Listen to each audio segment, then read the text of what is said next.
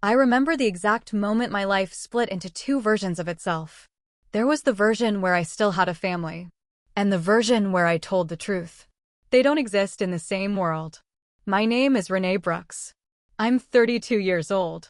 And 5 years ago, I made a phone call that cost me everything I had ever known. I didn't lose my job. I didn't lose my home. I lost something far quieter, far more permanent. I lost my place in my own family. Not slowly. Not over time. It was immediate, surgical, almost. One decision, one act, and suddenly I was no longer a daughter, no longer a sister. Just a problem they needed to erase. My mother called me a destroyer. My father told me I wasn't his child anymore. My sister, Paige, the girl I used to share a bedroom with, went online and called me a liar in front of everyone we had ever known. And, just like that, I was gone. Cut out of the group chat. Uninvited from Thanksgiving. Forgotten on birthdays. Erased from every Sunday dinner at the house on Maple Ridge Road. For 5 years, I lived without them. But here's the part no one saw coming. I wasn't the only one who knew the truth. There were 7 others. 7 people inside my own family, carrying the same secret, the same silence, the same fear. And when everything finally came to light, when the courtroom doors closed, and the truth was forced into the open, nothing was left standing the way it had been before. But I'm getting ahead of myself. Let me take you back to where this all began. I grew up in Millbrook, New York. A small town around 12,000 people, where privacy doesn't really exist. News travels fast, but judgment travels faster. The kind of place where people smile at you in church and whisper about you in the parking lot 5 minutes later. The Brooks family wasn't just known there. We were rooted into the town like old oak trees.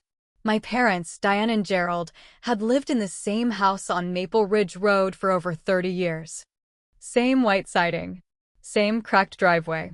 Same church every Sunday, 3rd pew from the back, left side, Methodist.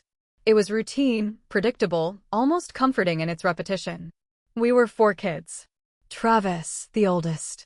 Me, Paige, and Russell, the youngest, who left for Colorado the moment he turned 18 and rarely looked back. If you asked anyone in Millbrook about the Brooks family, they'd start with Travis. Travis was the golden child.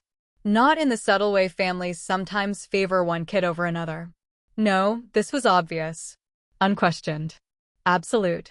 By 25, he had opened his own auto repair shop, Brooks and Sons Automotive. Within 3 years, it was thriving. 14 employees. A waiting list. People trusted him not just with their cars, but with their money, their time, their routines.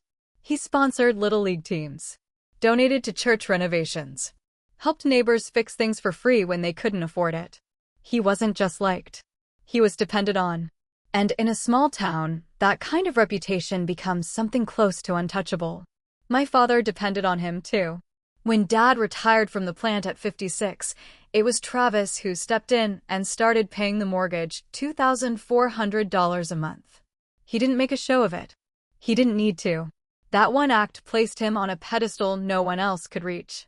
My father never said thank you out loud, but you could hear it in everything he didn't say. In that house, Travis could do no wrong.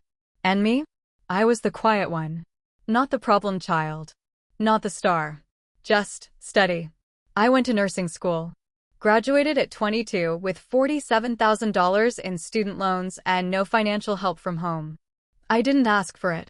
I didn't expect it. I got a job at Millbrook Urgent Care. Night shifts. 12 hours at a time. Sprains. Fevers. Chest pains. Crying toddlers. Endless fluorescent lighting and the steady hum of machines.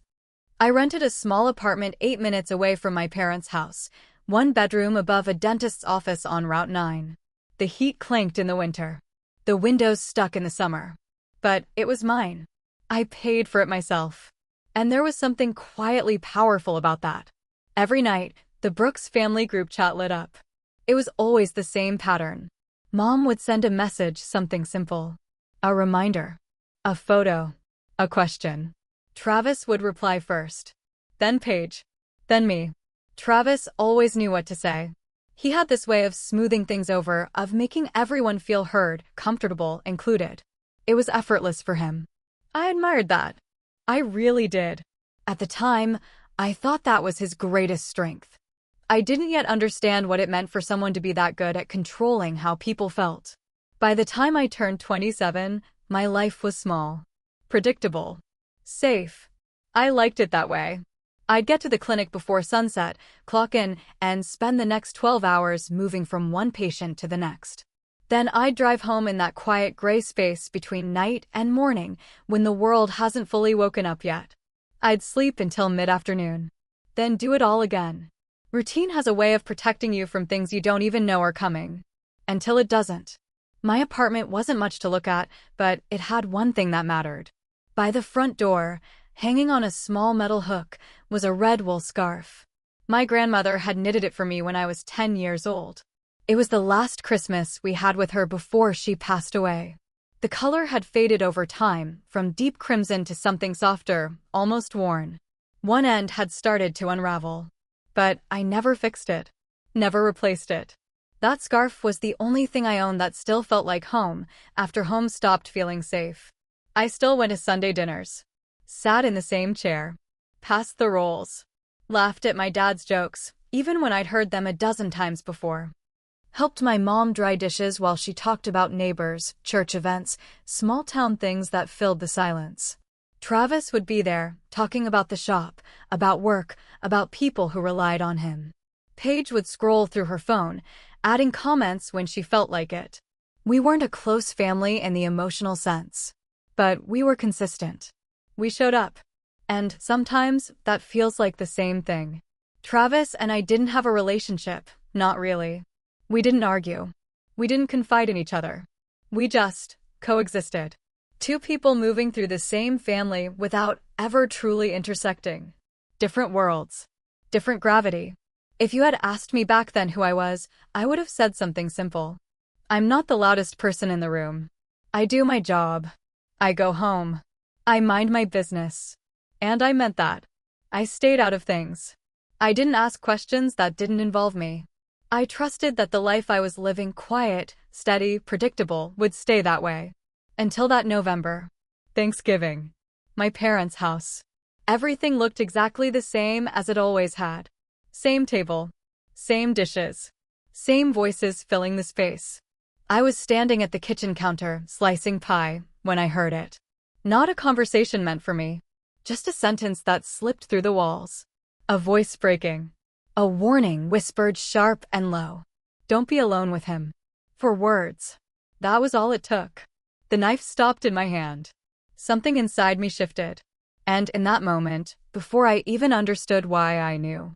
Nothing was ever going to be the same again.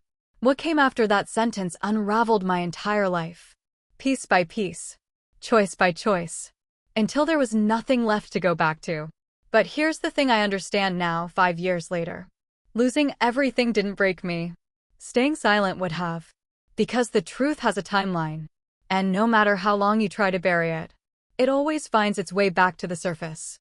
The courtroom was silent when it finally did. 7 voices. 7 stories. One truth that could no longer be ignored.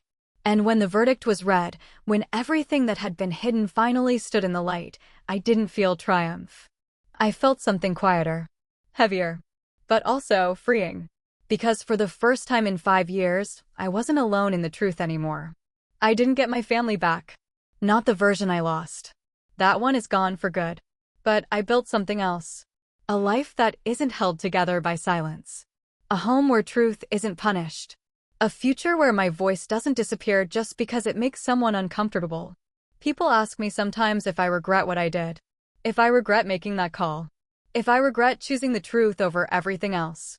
I don't. What I regret is that I had to choose it all. What I regret is that it took 7 voices before anyone listened. But if I had to do it again, knowing exactly what it would cost me, I would still pick up the phone. Every single time. Because some things are worth losing everything for. And the truth is one of them.